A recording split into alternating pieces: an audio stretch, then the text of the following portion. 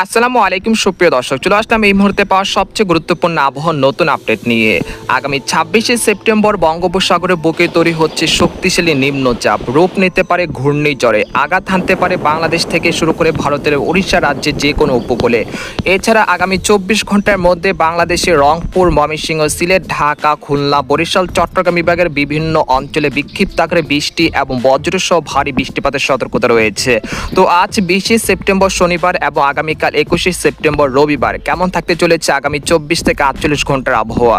বাংলাদেশ থেকে শুরু করে ভারতের পশ্চিমবঙ্গ, আসাম, মেঘালয় এবং উত্তর থেকে ত্রিপুরা রাজ্যে আগামী 24 থেকে 48 ঘন্টার মধ্যে কোন কোন জেলাগুলোতে বিক্ষিপ্ত আকারে বৃষ্টি এবং বজ্রসহ ভারী বৃষ্টিপাতের সম্ভাবনা রয়েছে।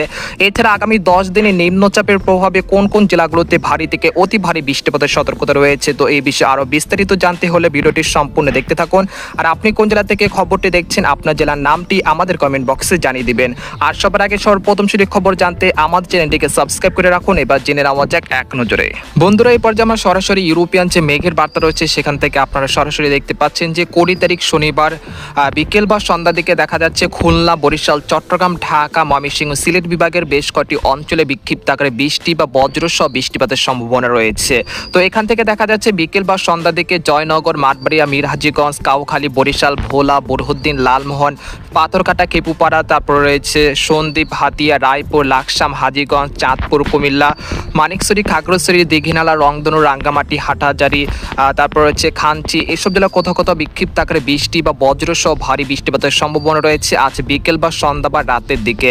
তাছাড়া ময়মনসিংহ বিভাগের ময়মনসিংহ, মাধান, নেত্রকোনা, তারপর কিশোরগঞ্জ, লাখি, তারপর হচ্ছে মৌলভীবাজার, সিলেট, তারপর জৈন্তাপুর, কানাইঘাট, এদিকে রয়েছে খুলনা বিভাগের খুলনা, শাইলকুপা, যশোর, লোহাগাড়া, তারপর রয়েছে সাতক্ষীরা, শ্যামনগর, বাগেরহাট, এইসব জেলা কোথাও কোথাও বিক্ষিপ্ত আকারে বৃষ্টি এবং বজ্রসহ বৃষ্টিপাতের সম্ভাবনা রয়েছে। পাশাপাশি দেখতে পাচ্ছি যে ভারতের পশ্চিমবঙ্গের খড়গপুর, তারপর রয়েছে বানকুরলিয়া, পুরুলিয়া, দুর্গাপুর, সিউড়ি, কাটোয়ান, শান্তিপুর, বর্ধমান, চন্দ্রনগর, কলকাতা, কলাঘাট, উত্তর ও দক্ষিণ 24 পরগনা, এইসব জেলা কোথাও কোথাও বিক্ষিপ্ত আকারে বৃষ্টি বা বজ্রসহ বৃষ্টিপাতের সম্ভাবনা রয়েছে আজ সন্ধ্যা বা রাতের যে কোনো সময়। এরপর আমরা 21 তারিখ রবিবার সকালের দিকে চলে আসলাম। আসার পর দেখতে পাচ্ছি যে এখানে বিক্ষিপ্ত আকারে বৃষ্টি এবং বজ্রসহ ভারী বৃষ্টিপাতের সম্ভাবনা লক্ষ্য করা যাচ্ছে খুলনা, যশোর, সাতক্ষীরা, লোহাগাড়া, শাইলকুপা, মেহেরপুর, চুয়াডাঙ্গা, এখানে রয়েছে বরিশাল বিভাগের বরিশাল, পিরোজপুর, মাঠবাড়িয়া, খেপুপাড়া, পটুয়াখালী, লালমোহন, ভোলা, তারপর রয়েছে পাথরঘাটা, এখানে রয়েছে মাদারীপুর, তারপর হচ্ছে ফরিদপুর, এইসব জেলা কোথাও কোথাও বিক্ষিপ্ত আকারে বৃষ্টি বা বজ্রসহ ভারী বৃষ্টিপাতের সম্ভাবনা রয়েছে 21 তারিখ রবিবার সকালের দিকে। তাছাড়া চট্টগ্রাম, কক্সবাজার, কুতুবদিয়া, মহেশখালী, টেকনাফ, তারপর সন্দ্বীপ, হাতিয়া, তারপর নোয়াখালী, ফেনী, খাগড়াছড়ি, কুমিল্লা, ফরিদগঞ্জ, এইসব জেলা কোথাও কোথাও বিক্ষিপ্ত আকারে বৃষ্টি বা বজ্রসহ বৃষ্টিপাতের সম্ভাবনা রয়েছে 21 তারিখ রবিবার সকালের দিকে।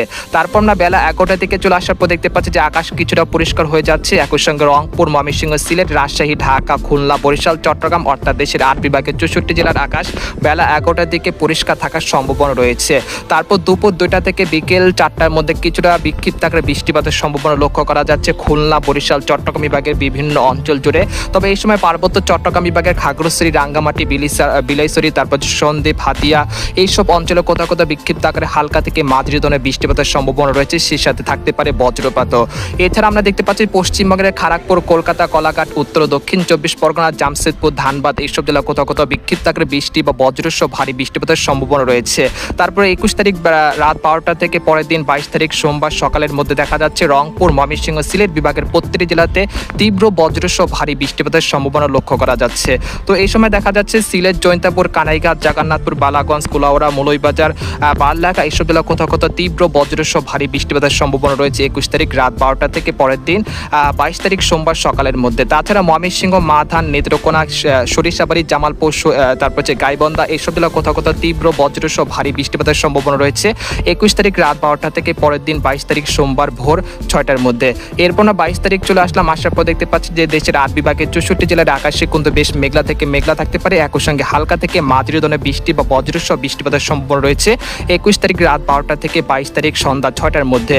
এরপর এই মেঘ বৃষ্টিপাতের প্রবণতা আগামী 23 তারিখ মঙ্গলবার পর্যন্ত চলমান থাকতে পারে। তারপর 24 তারিখ থেকে আবারও তীব্র ভ্যাপসা গরমের তীব্রতা বাড়তে পারে। এরপর 26 তারিখ বঙ্গোপসাগরে একটি নতুন নিম্নচাপ তৈরি হতে পারে, যেটা 26 তারিখ বেলা 11টার দিকে তৈরি হয়ে যেতে পারে শক্তিশালী নিম্নচাপে।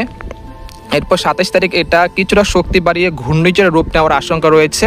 এটা বর্তমানে গতিপথ দেখা যাচ্ছে ভারতের উড়িষ্যা রাজ্য থেকে বিশাখাপট্টনমের যে কোনো উপকূলে আঘাত আনার সম্ভাবনা রয়েছে আগামী 27 তারিখ শনিবার। এরপর দেখতে পাচ্ছি 27 তারিখ শনিবার এটা ভারতের বিশাখাপট্টনমের উপকূলে আঘাত হেনে ফেলেছে।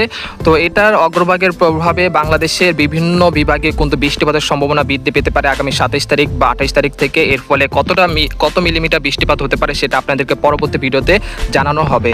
তো এই পর্যায়ে জানিয়ে দেবো যে আগামী 72 ঘন্টার মধ্যে কোন কোন জেলাগুলোতে সর্বোচ্চ মাত্রায় বৃষ্টিপাত হতে পারে। আগামী 72 ঘন্টার মধ্যে খুলনা, বরিশাল, চট্টগ্রাম বিভাগের প্রত্যেকটি জেলাতে প্রায় 32 থেকে 35 মিলিমিটার পর্যন্ত মাঝারি থেকে ভারী বৃষ্টিপাত হতে পারে। এই সময় চট্টগ্রাম, খাগড়াছড়ি, রাঙ্গামাটি, বিলাইছড়ি, তারপর হচ্ছে সন্দ্বীপ, হাতিয়া, তারপর হচ্ছে কক্সবাজার, কুতুবদিয়া, মহেশখালী, টেকনাফ, নোয়াখালী, তারপর চাঁদপুর, কুমিল্লা, ব্রাহ্মণবাড়িয়া এইসব জেলা কোথাও কোথাও প্রায় 40 থেকে 50 মিলিমিটার পর্যন্ত মাঝারি থেকে ভারী বৃষ্টিপাতের সম্ভাবনা রয়েছে আগামী 72 ঘন্টার মধ্যে।